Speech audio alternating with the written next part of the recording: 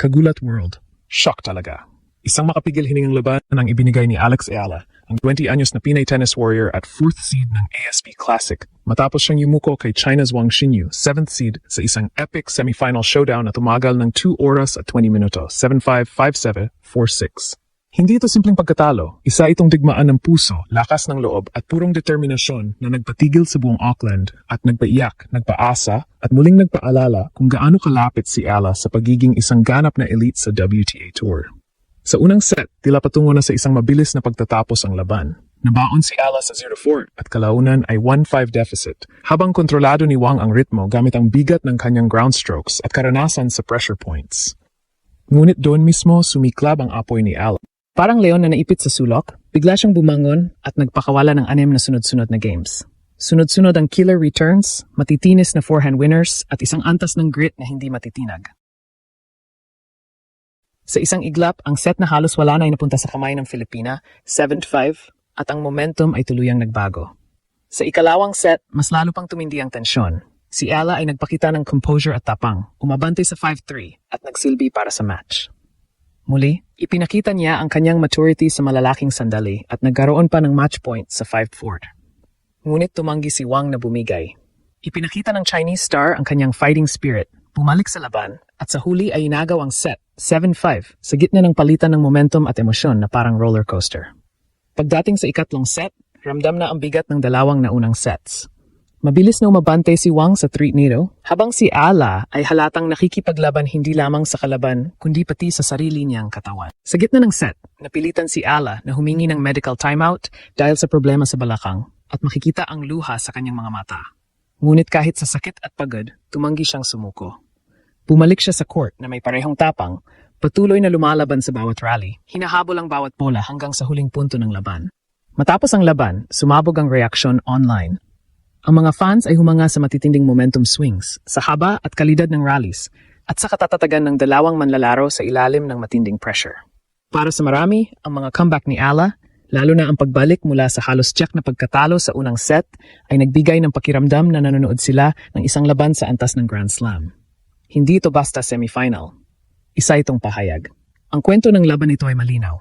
Heartbreak tungo sa mas malaking pag-asa, pagkatalo na humuhubog sa pamana. Sa likod nito ang mga pinagdaanan ni Ayala noong 2025. Mga injury, solo pressure bilang tanging dalang bandila ng bansa, at sunod-sunod na maagang pagkatanggal sa mga torneo. Ngunit sa Auckland run na ito, malinaw kung paano niya ginamit ang lahat ng iyon bilang gasolina.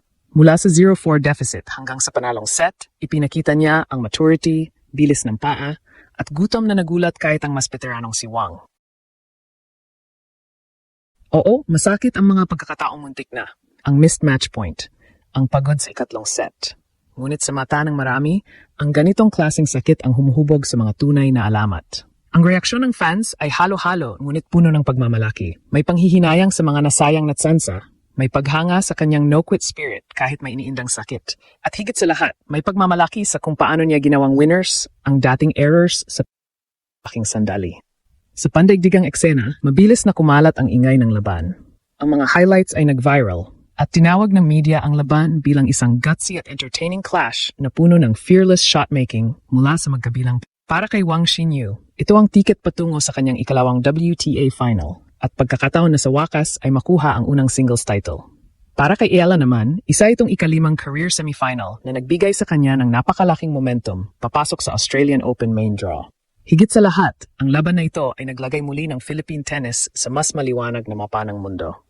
Sa kabila ng pagkatalo, ang ipinakita ni Ayala ay sapat para magbigay inspirasyon sa mga batang atleta sa buong mundo. Patunay na ang tapang, tiyaga at walang takot na laro ay kayang makipagsabayan sa pinamahuhusay.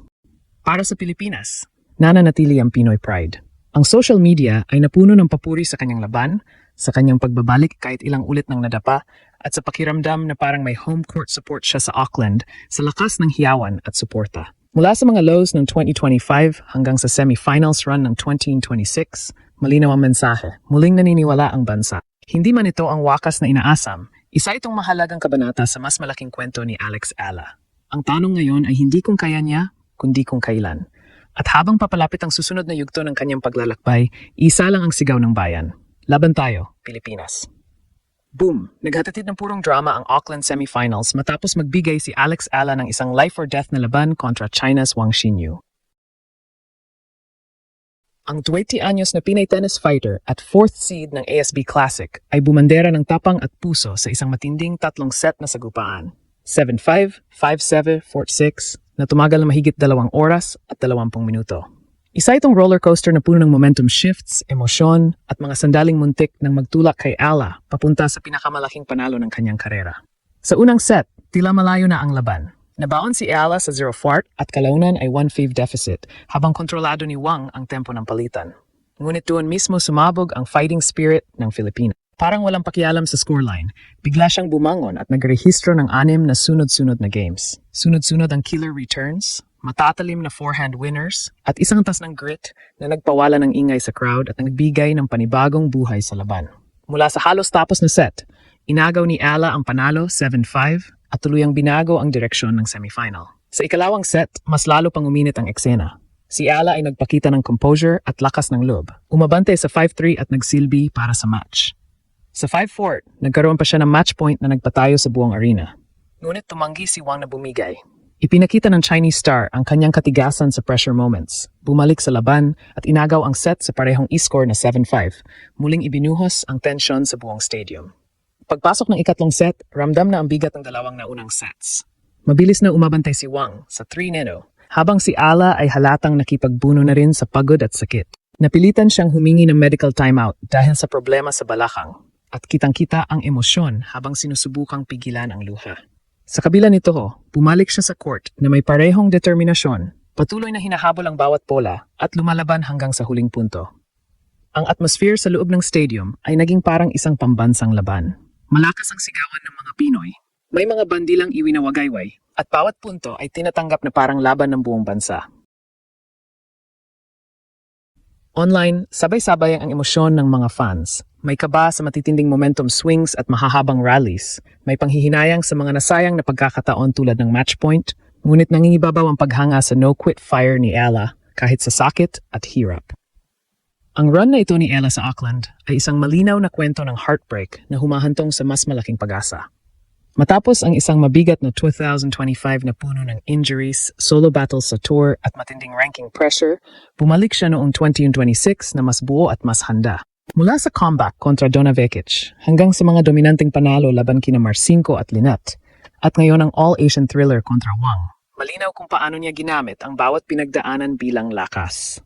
Oo, masakit ang mga missed opportunities at ang pagod sa huling set. Pero pinatunayan ng laban na ito na si Alex Ayala ay handa na sa malalaking entablado. Para sa Pilipinas, nananatili ang matinding pride.